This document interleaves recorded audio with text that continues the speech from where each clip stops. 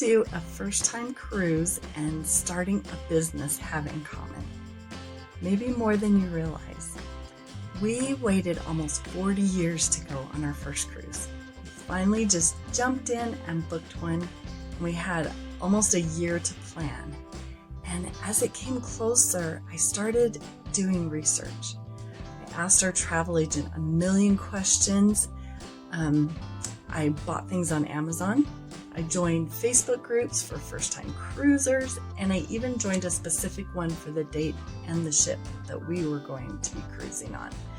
The day finally came, and we were packed and ready to start our adventure.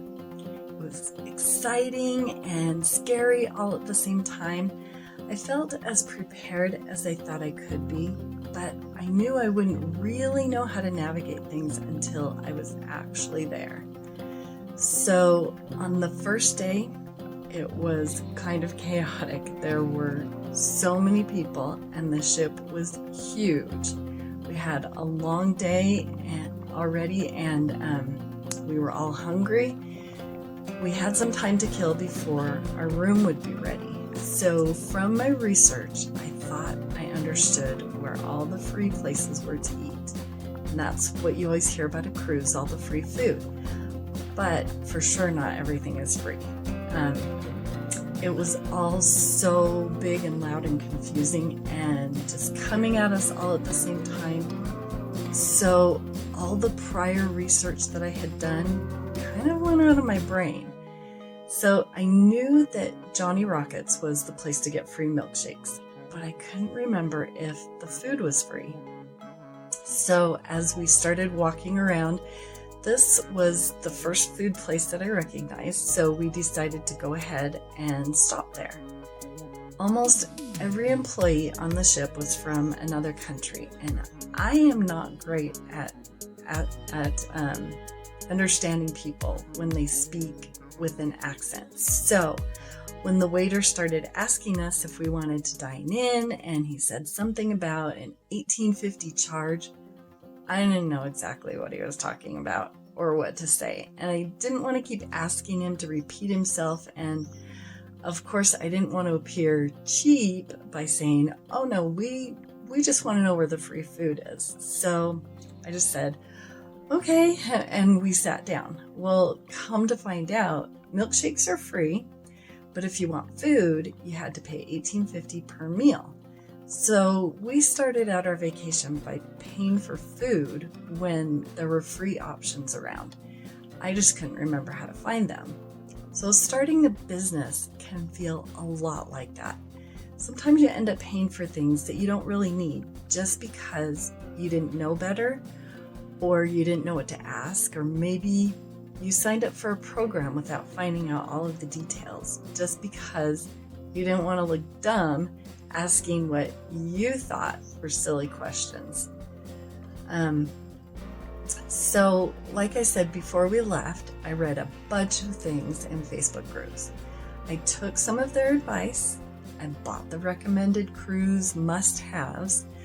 And some of the things I read and bought were super helpful, and other things I felt like were a waste of money and we didn't even use them. And it's the same in business. You'll invest in tools and strategies and courses, and some will be just what you need, and some won't end up working for you. And you might feel like you wasted your money and your time. But it's not a failure, it's just feedback. So we finally got to our room. I didn't know how to get into our room. We hadn't received our sea passes yet. They just looked at them on our phones when we got to the ship. And I happened to notice that the family across the hall had theirs. So I took the chance on asking a dumb question, and I said, where did you get your sea passes? And she said, it's right there by your door. I hadn't even seen them. And to her, it was probably a very dumb question and so obvious, but I didn't know what I was doing, and I was grateful that she was able to point that out to me. So this applies to business when you're trying to figure out where to start, what to do, how to figure things out. Don't be afraid to look dumb. Just ask for help. We think we have to figure it all out ourselves, or that asking for help makes us look weak or incompetent, but no one was reading our minds. No one knew we were lost or overwhelmed. Everyone is new at one time, and we tend to forget that other people don't know things that we might see as so obvious or easy. But people do want to help. You just have to be brave enough to raise your hand and say, I need help. And you're not dumb for not knowing what to do. You're smart for being willing to learn. I remember walking around that first day saying, why don't they have signs that tell you this? And why aren't there more people around to direct us? They should have this to make things clearer.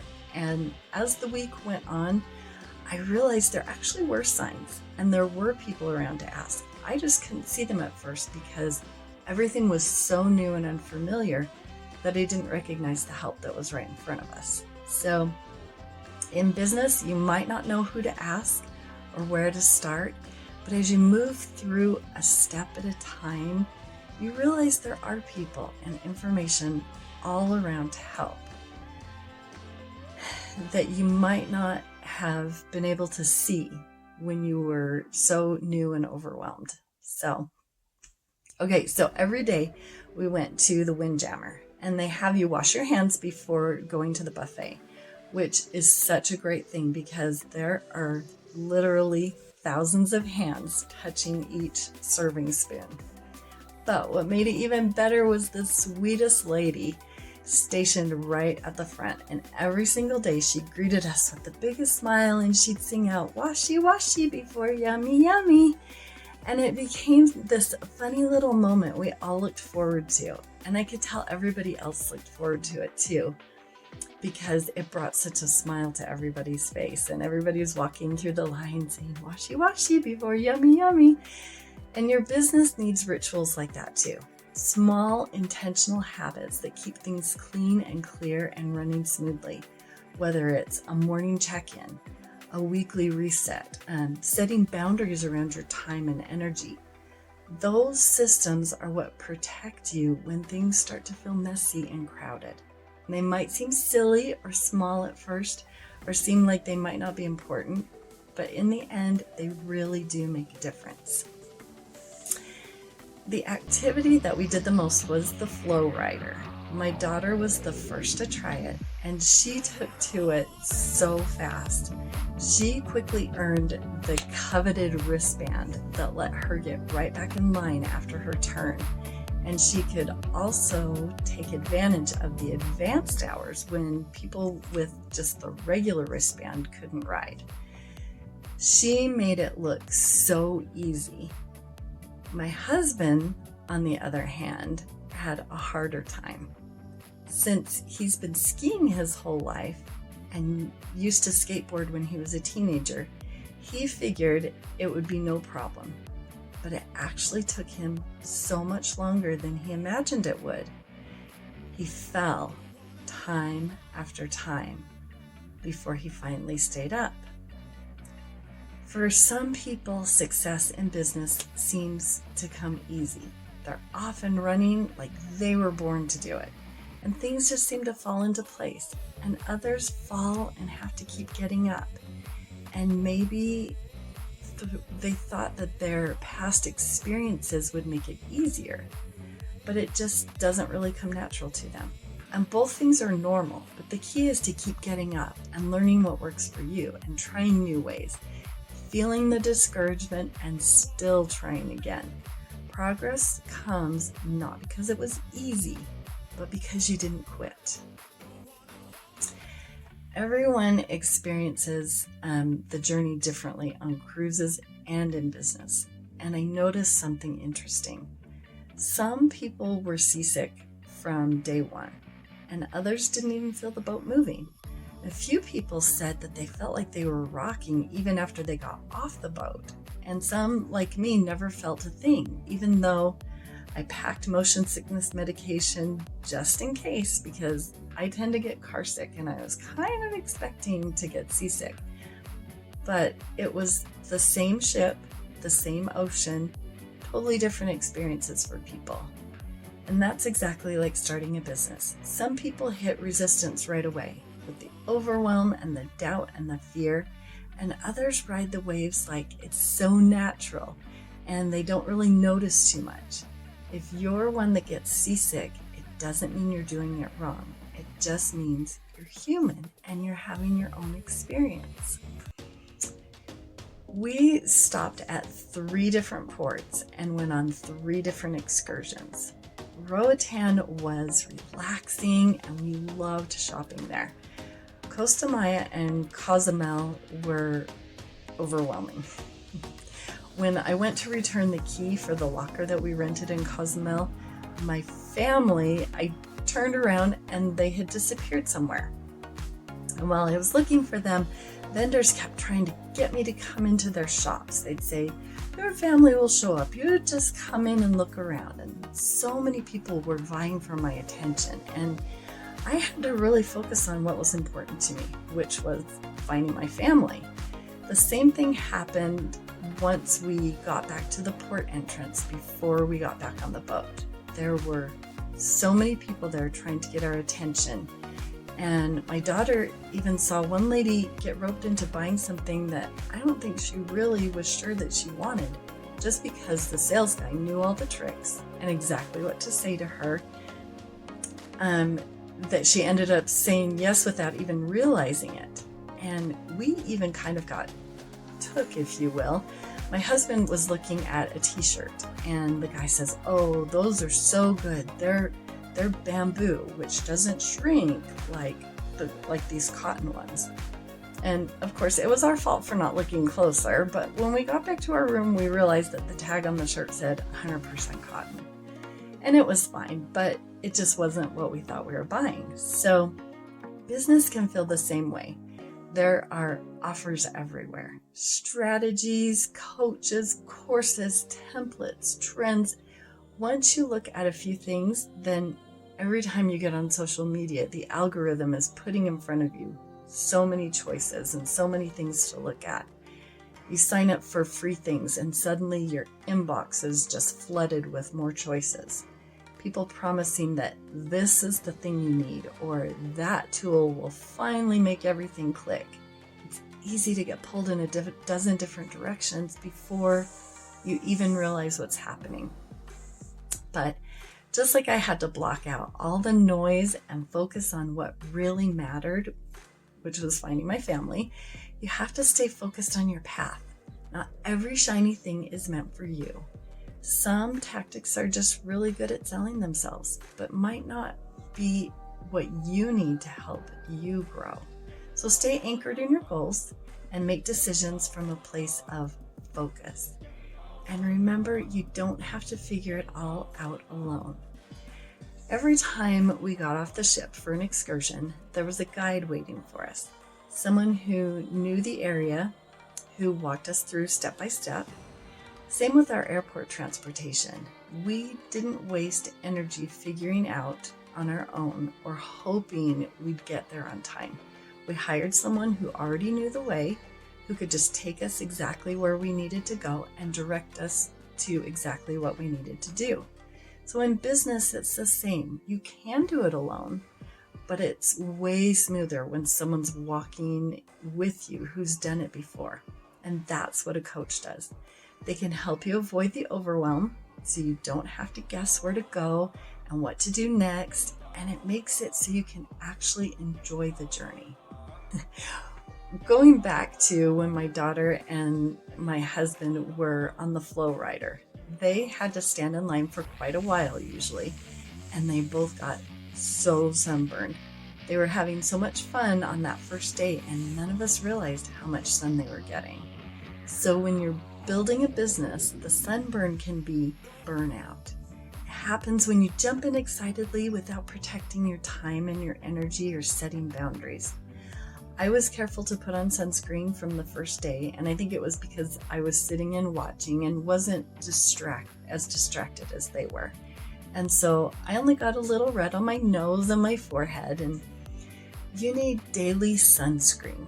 Things like rest and realistic expectations and support from people around you and mindset work to avoid burning out. After they got so burned that first day, they remembered to put on sunscreen and to wear a shirt while they were in line. Just like sometimes you have to go through the burnout phases to realize what you need to do to take care of yourself.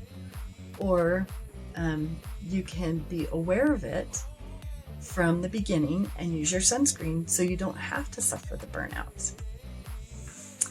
So every day we'd come back to our room and it was cleaned with new towels and the bed was made and everything was reset.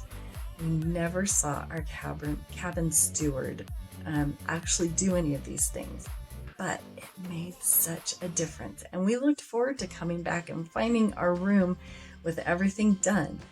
And he didn't just do his job, he added special little touches like leaving these cute towel animals. He always smiled and acknowledged us every time we passed him in the hallway. And when you show up in your business, it's not always about being flashy. It's about being present and serving people and adding those human touches that make people feel seen and loved. It can be little unexpected touches like a handwritten note, some kind of extra value that make people feel seen and remembered. A mentor of mine, she does this all the time. She hears that it's somebody's birthday and she's like, "Oh, I need to send you a gift." The package that I received when I first signed up with her was wrapped so pretty, and she even sent brownies straight to my house. It's not really about doing more though. It's about doing whatever you do with all of your heart. She does those things because it's who she is and it makes her happy. Find what you love to do and do that. That builds loyalty and trust. So right before the trip, I lost my voice and it was so frustrating not being able to express myself and embarrassing because I didn't want people to think I was going to get them sick and avoid me. There was so much fear of judgment. I would try to order something or ask questions and it was so hard to be loud enough to be heard. I found that I didn't want to interact with people because just the effort it took to talk was exhausting. By the end of the cruise, my voice was coming back and I realized that I hadn't been my friendly, chatty self. I hadn't really engaged with other people around me because it was so hard to communicate. And I wasn't asking people about themselves. I was just kind of in my own little bubble. So starting a business can feel like that too. You know you have something to say, something valuable, but at first you can't quite find your voice, or you're afraid of the judgment if you speak up. When your inner voice is weak, when you don't feel safe to be seen or heard, you don't show up fully, you hold back from creating connection and building community and just sharing your brilliance, not because you're lazy or incapable, but because the effort feels too great when fear is running the show. But eventually, when you give it time and keep going, your voice shows up and you can shine and be yourself. Throughout the whole week, we decided to take the stairs instead of the elevator. The first time we went up all those flights of stairs, our room was on the 10th floor. It was kind of brutal. I didn't realize how out of shape I was. I was out of breath and it was tough. And I wasn't used to climbing that many stairs, but I wanted the exercise. I wanted to feel stronger, so I kept going. And I didn't give in and resort to taking the elevator. And by the end of the week, the stairs weren't such a struggle anymore. They were just kind of part of the routine of how we got around. So starting your business can be the same.